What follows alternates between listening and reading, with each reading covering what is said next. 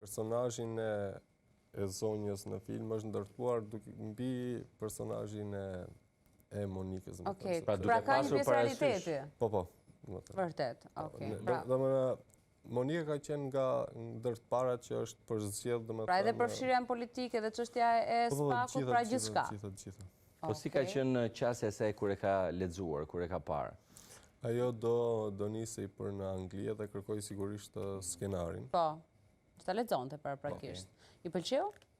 Përderisa është edhe bashkëproducent tash. Jo, them i pëlqeu me idenë që mund të ketë futur element vet, pastaj të ketë thënë që dua të lëviz këtë materiale, nuk pëlqen kjo hiqe këtë vetë. Asnjëherë nuk ka thënë, domethënë, ja ka lënë dorë regjisorit edhe si ta shihni ju të arsyeshme, domethënë nuk është se është përfshin më shumë bashkëpunuese, domethënë që për çfarë do të dëgjoje vetëm më thoni thoshte si mund t'ju ndihmoj e të gjitha.